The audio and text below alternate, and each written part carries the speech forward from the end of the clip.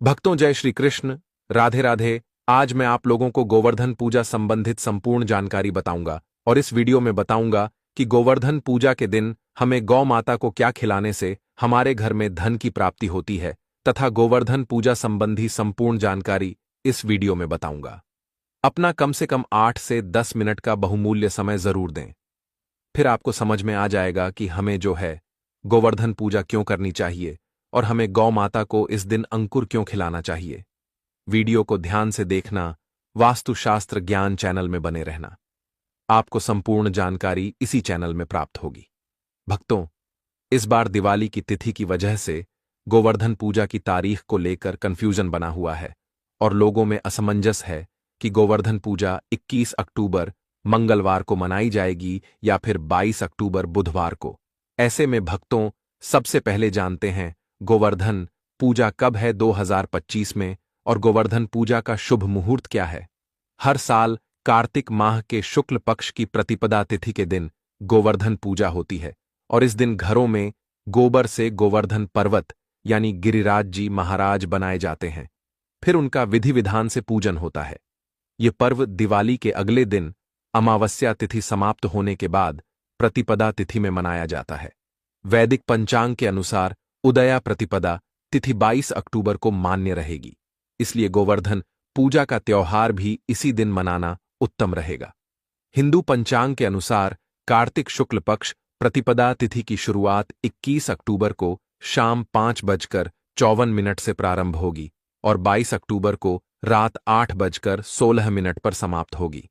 गोवर्धन पूजा दिन बुधवार 22 अक्टूबर 2025 को मनाई जाएगी।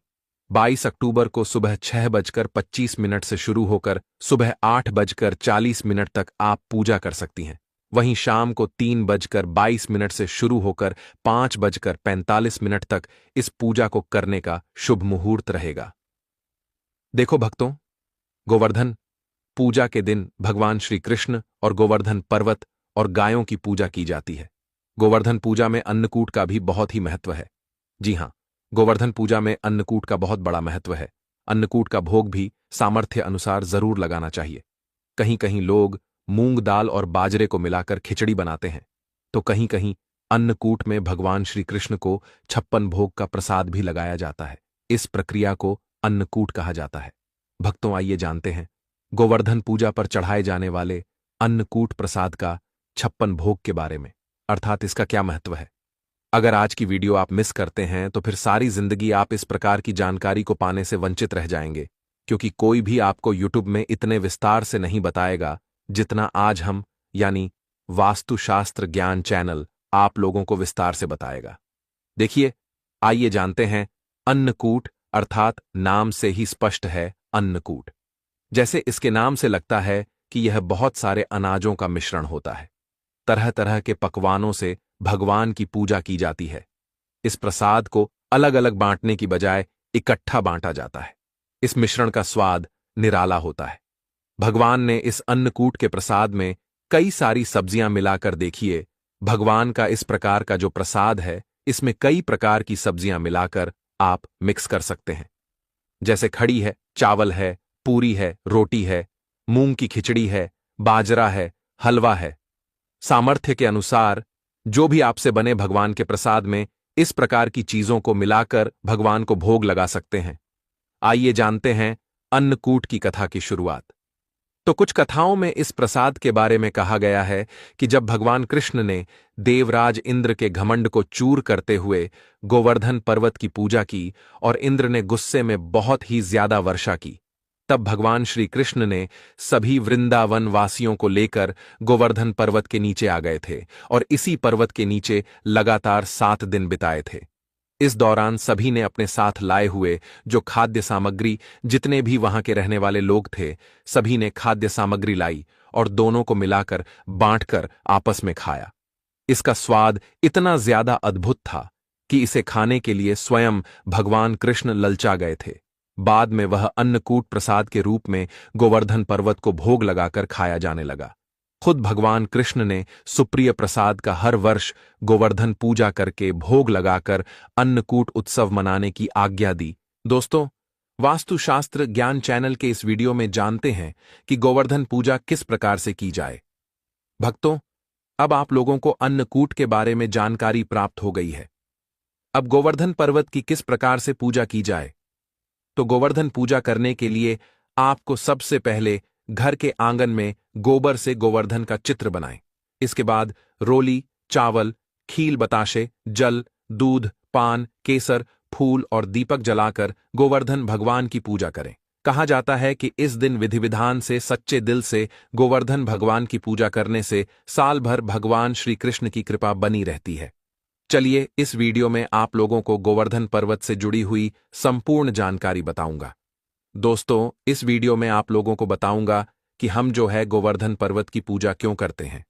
साथ ही साथ में गोवर्धन पूजा की जो कथा बताऊंगा, इस कथा को अगर कोई भी व्यक्ति सच्चे मन से सुनता है तो ऐसे व्यक्ति के जीवन में चल रही सभी प्रकार के कष्ट तत्काल समाप्त होते हैं। ऐसे व्यक्ति की सभी प्रकार की मनोकामनाओं की पूर्ति होती है, ऐसा माना जाता है। इस कथा को अगर सच्चे मन से सुने तो कोई भी आपकी मनोकामना हो, चाहे कितनी भी बड़ी मनोकामना हो, वह मनोकामना की पूर्ति हो जाती है। आइए जानते हैं। वास्तुशास्त्र ज्ञान यूट्यूब चैनल में देखिए। भगवान श्री कृष्ण स्वयं नारायण का अवतार है। लेकिन क्या आप जानते हैं कि महाभारत काल में भगवान श्री कृष्ण ने किसे पूजनीय बताया है? गोकुल वृंदावन के लोगों को किसकी पूजा करने के लिए प्रेरित किया था? देवकी नंदन। भगवान श्री कृष्ण ने गोकुल और वृंदावन के लोगों को गोवर्धन पर्वत की पूजा करने के लिए प्रेरित किया था। तभी से भक्तजन इस पर्वत की पूजा करते हैं। तो आज भी ऐसी मान्यता है कि मथुरा के पास में स्थित जो गोवर्धन पर्वत है, इनकी पूजा करने से भक्तों की सभी मनोकामनाओं की पूर्ति होती है। यहां से कोई भी खाली नहीं लौटता। इसी वजह से यहां हमेशा ही भक्तों का देखना जो गोवर्धन पर्वत है, वहां पर काफी भीड़ लगी रहती है।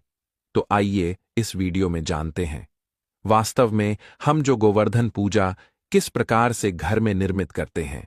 सभी दर्शकों को जानकारी प्राप्त हो चुकी है। अब इनकी पूजा क्यों होती है, इनकी पूजा होने के पीछे क्या कारण है। तो गोवर्धन पर्वत की ऊंचाई आपने देखी होगी।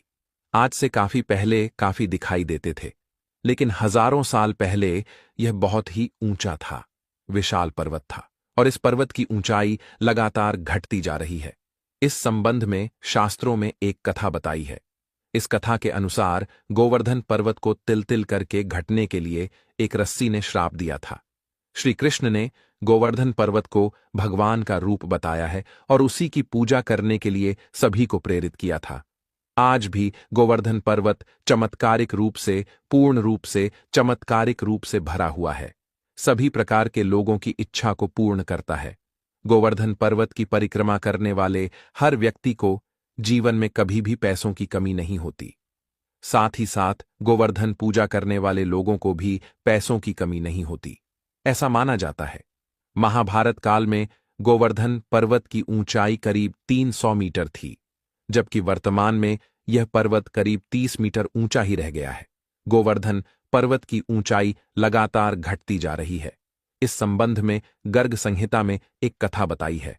दोस्तों, कथा के अनुसार भगवान श्री कृष्ण ने अवतार लेने के पूर्व राधा जी से भी पृथ्वी लोक में साथ चलने के लिए निवेदन किया था। इस पर राधा जी ने कहा कि मेरा मन पृथ्वी पर वृंदावन, यमुना और गोवर्धन पर्वत के बिना नहीं लगेगा। यह सुनकर श्री कृष्ण ने अपने हृदय की ओर दृष्टि डाली, जिससे तेज निकला और राजभूमि पर जाकर गिरा। यही तेज पर्वत के रूप में परिवर्तित हो गया। शास्त्रों के अनुसार यह पर्वत रत्न, झरने, कदम आदि वृक्षों से सुशोभित है और अन्य सामग्री भी इसमें उपलब्ध थी। इसे देखकर राधा जी बहुत प्रसन्न हुई तथा भगवान श्री कृष्ण के साथ उन्होंने भी पृथ्वी पर अवतार धारण किया। चलिए वास्तुशास्त्र ज्ञान चैनल के इस वीडियो में जानते हैं कि गोवर्धन पूजा के दिन हमें गाय को कौन सी वह एक चीज खिलानी चाहिए। भक्तों, हमारे प्राचीन धर्म ग्रंथों में गाय को एक अत्यंत महत्वपूर्ण और पवित्र पशु माना जाता है। शास्त्रों में गाय को माता कहा गया है और समस्त देवी देवता का पूजन गौ माता के शरीर में 33 कोटि देवी देवताओं का निवास होता है। गाय एक अत्यंत पवित्र, निर्मल, शांत, निष्पाप जीव है। ऋग्वेद में इसे संसार का पालन पोषण करने वाली, कामधेनु माता कहा गया है। इसके दर्शन मात्र से मनुष्य के हजारों पाप नष्ट हो जाते हैं। इसीलिए कभी इस निष्पाप गौ माता पर अत्याचार नहीं करना चाहिए। गाय को कभी मारना नहीं चाहिए और कभी उन्हें कष्ट नहीं देना चाहिए। गाय को मारना शास्त्रों में सबसे बड़ा पाप माना गया है। दोस्तों, भगवान श्री कृष्ण को गायों से विशेष लगाव था। उन्हें गौ माता बहुत अधिक प्रिय थी। श्री कृष्ण के अनुसार गायों की सेवा करना ही सर्वश्रेष्ठ धर्म है। इससे बड़ा पुण्य का कार्य संसार में दूसरा कोई नहीं। कलयुग की भविष्यवाणी करते हुए भगवान श्री कृष्ण कहते हैं कि कलयुग में जब धर्म का लोप हो जाएगा तब मनुष्य गाय की सेवा नहीं करेंगे। मनुष्य केवल दूध के लिए ही गाय को पालेगा, दूध के लिए गाय को बहुत कष्ट देगा, जिसके परिणाम स्वरूप कलयुग में पाप और धर्म उसके चरम पर होगा। कलयुग के अंत का लक्षण बताते हुए श्री कृष्ण कहते हैं, जब संसार से गाय समाप्त हो जाएंगी तब कलयुग का अंत होगा। जो मनुष्य कलयुग में भी गाय की निस्वार्थ भाव से सेवा करेगा वह सुख समृद्धि प्राप्त करेगा। जो स्त्री रसोई में बनी पहली रोटी गौ माता को खिलाएगी वह सदा सुहागिन और सौभाग्यशाली रहेगी। जो लोग अपने घर में गाय से प्राप्त पंचगव्य को रखेंगे उसके घर में कभी दुख दरिद्रता नहीं आएगी। दोस्तों, हमारे धर्म के सभी शास्त्रों में गाय की सेवा को ही सर्वश्रेष्ठ माना गया है।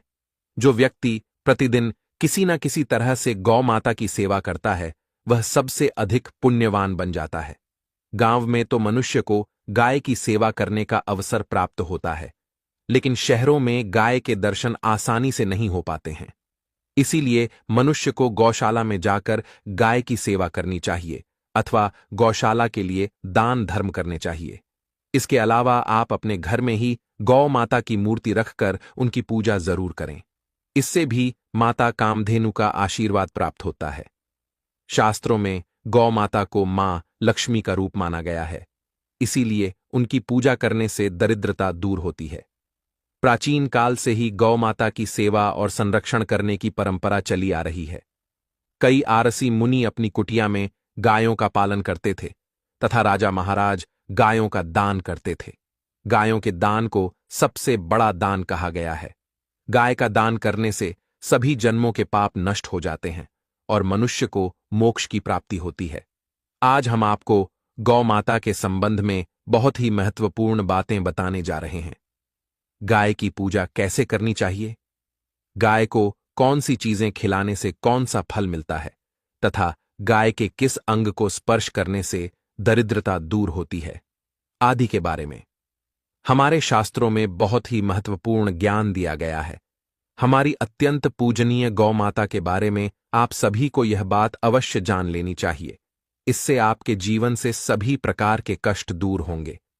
दोस्तों, कई बार महिलाएं जाने अनजाने में गाय को कुछ चीजें खिला देती हैं, जिससे मां लक्ष्मी क्रोधित हो जाती है।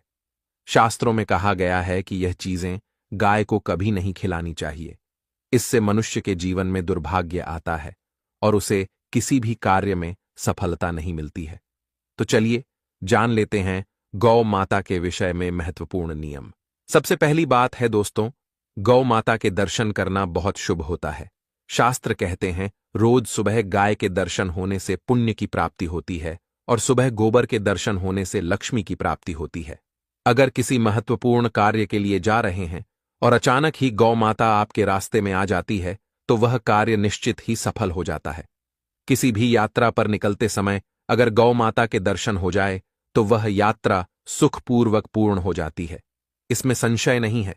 ज्योतिष शास्त्र के अनुसार कुंडली में यदि पितृदोष होता है तो अन्य उपायों के साथ साथ गौ माता को प्रतिदिन रोटी और घास खिलाने से लाभ होता है और पितृदोष से मुक्ति मिलती है। इसी तरह कुंडली में यदि शनि की 7.5 या महादशा है तो हर शनिवार और अमावस्या को काले रंग की गाय को घास या रोटी खिलाएं और उसकी पूजा करें। इससे शनि दोष कम होता है। गौमूत्र यानी कि गाय का मूत्र बहुत ही उपयोगी, पवित्र और स्वास्थ्य की दृष्टि से अत्यंत हितकारी होता है। आध्यात्मिक दृष्टि से तो गौमूत्र का महत्व है ही, साथ ही वैज्ञानिक और स्वास्थ्य की दृष्टि से भी गौमूत्र के बहुत से लाभ बताए गए हैं। गौमूत्र में बहुत से खनिज पदार्थ और स्वास्थ्यवर्धक तत्व होते हैं जो हमारे शरीर की शुद्धि करते हैं और बहुत से रोगों से भी बचाते हैं। साथ ही गौमूत्र छिड़कने से वातावरण में शुद्धता और पवित्रता व्याप्त हो जाती है। इसीलिए हमारे शास्त्रों में शरीर को निरोगी रखने के लिए प्रतिदिन गौमूत्र का सेवन करने तथा घर में गौमूत्र छिड़कने के लिए कहा गया है। कुंडली में शुक्र ग्रह की स्थिति को मजबूत करने के लिए ज्योतिष शास्त्र के अनुसार सुबह के भोजन में सबसे पहली रोटी निकालकर एक सफेद गाय को खिलाना शुभ माना जाता है। अगर आपकी कुंडली में बुध ग्रह कमजोर है या आपको किसी कारण इसके दुष्प्रभाव झेलने पड़ रहे हैं, तो हर बुधवार के दिन गाय को हरा चारा खिलाना शुरू कर दें। इससे बुध से जुड़े दुष्प्रभाव दूर होंगे और आपको तमाम समस्याओं का हल मिल जाएगा। अगर कुंडली में मंगल दोष है जिसके कारण आपके जीवन में कई तरह की परेशानियां हैं, तो लाल रंग की गाय की सेवा करें। मंगलवार के दिन गाय का पूजन करें और उसे गुड़ और चने आदि खिलाएं। बृहस्पति ग्रह को जीवन के सभी मांगलिक कार्यों का कारक माना जाता है।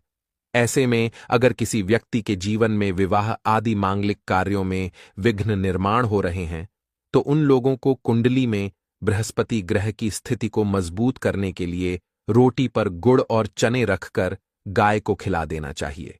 इससे आपको शुभ परिणाम प्राप्त होते हैं। अगर घर में अशांति है, लड़ाई झगड़े होते रहते हैं, तो घर में सुख शांति बनाए रखने के लिए घर के अंदर गाय के गोबर से बने उपले को जलाना चाहिए और उसका धुआं संपूर्ण घर में फैलाना चाहिए।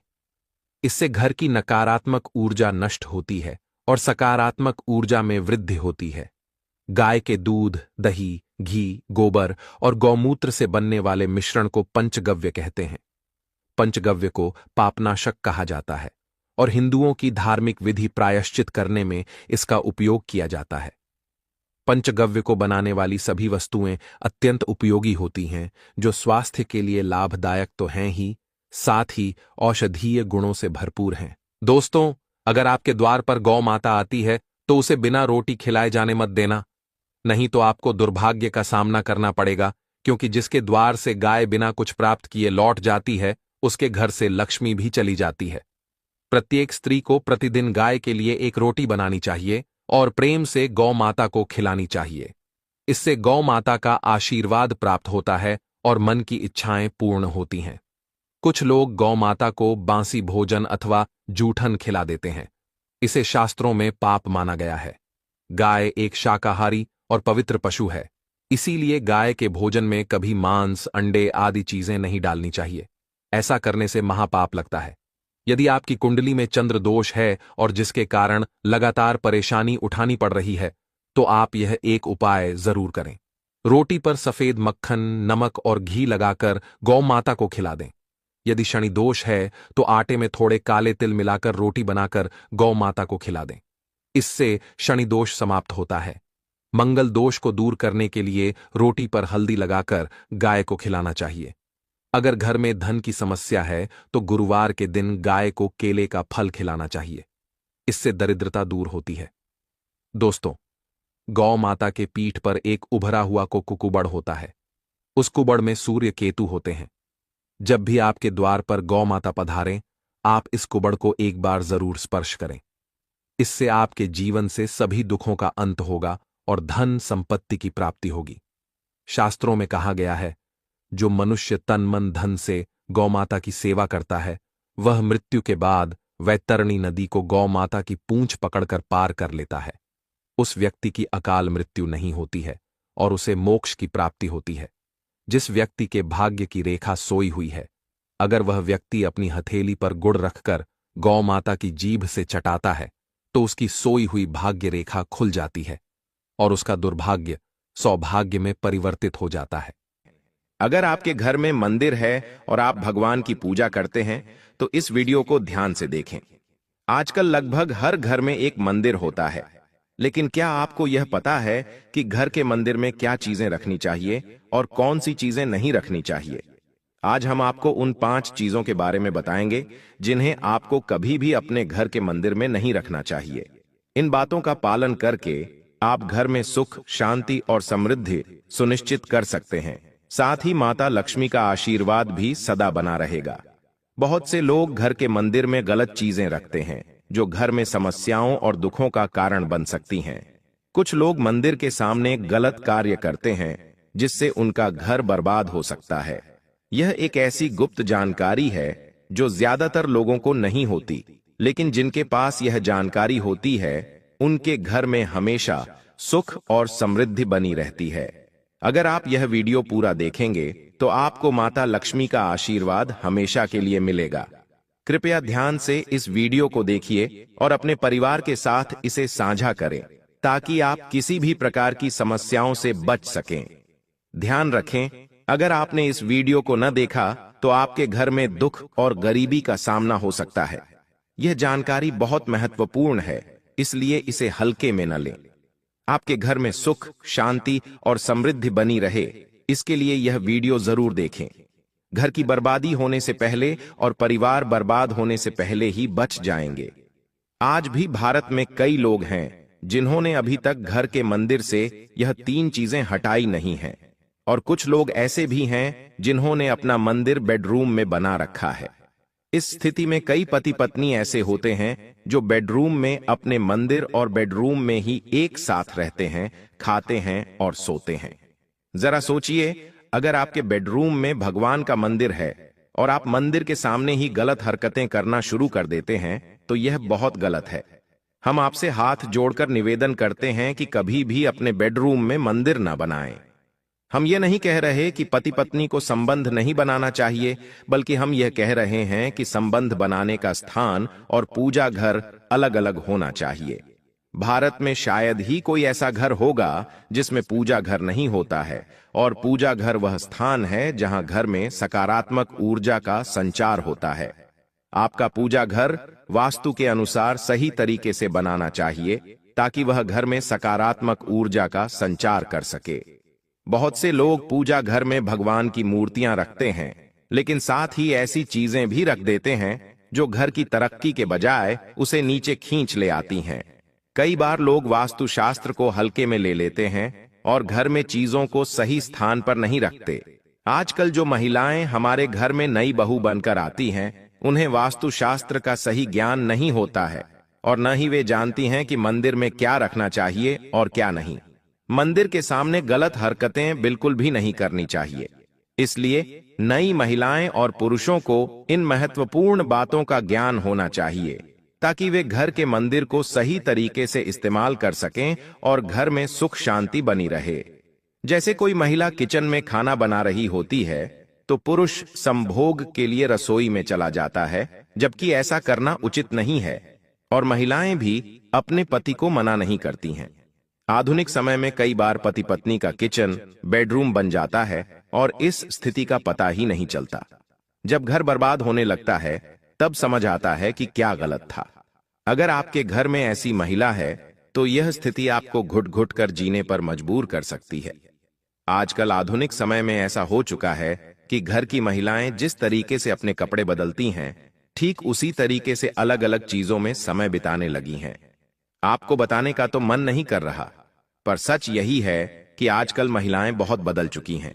वीडियो शुरू करने से पहले आपसे निवेदन है कि कमेंट बॉक्स में जय हनुमान, जय सिया राम, राधे राधे, जय श्री कृष्ण अवश्य लिखें। जो भी भक्त इस वीडियो को देख रहे हैं उनके घर में सुख समृद्धि आए, कोई भी परेशानी ना हो और पूरा परिवार शांति से अपना जीवन जी सके। अगर आप जय बजरंग बली जी को मानते हैं और सच में भक्त हैं तो इस वीडियो को लाइक करें और कमेंट बॉक्स में एक बार जय जय बजरंग बली लिखें। जो भी भक्त कमेंट बॉक्स में जय जय बजरंग बली लिखते हैं उनके मन की जो भी मनोकामना है वह पूरी हो जाएगी। दोस्तों, पूजा घर में ये चीजें रखना जरूरी होता है, वरना अशुभ परिणाम हो सकते हैं। मां लक्ष्मी ऐसे घरों को त्याग देती हैं। इस वीडियो में हम जानेंगे उन विशेष चीजों के बारे में जिनका पूजा घर में होना बेहद आवश्यक है। अगर आप घर में सुख, समृद्धि और धन की कामना करते हैं तो ये 3 चीजें पूजा घर में जरूर होनी चाहिए। भगवान श्री कृष्ण ने स्वयं बताया है कि प्रत्येक मनुष्य अपने घर में एक छोटा सा पूजा घर अथवा मंदिर बनाता है, जिसमें वह अपने प्रिय देवी देवताओं और उनसे जुड़ी महत्वपूर्ण चीजों को श्रद्धा भाव से रखता है। वह अपने मंदिर में देवी देवताओं की तस्वीरें, पूजा पाठ का सामान आदि रखता है। लेकिन हमारे शास्त्रों में मंदिर में कुछ चीजें रखने से जितना लाभ होता है, उतना ही कुछ चीजें रखने से नकारात्मकता और अशुभ प्रभाव पड़ता है। यह कुछ वस्तुएं घर में लड़ाई झगड़े, क्लेश और नुकसान का कारण बन सकती हैं। आज हम जानेंगे ऐसी अशुभ चीजों के बारे में जिन्हें कई लोग जाने अनजाने में घर के मंदिर में रख देते हैं। अगर आपके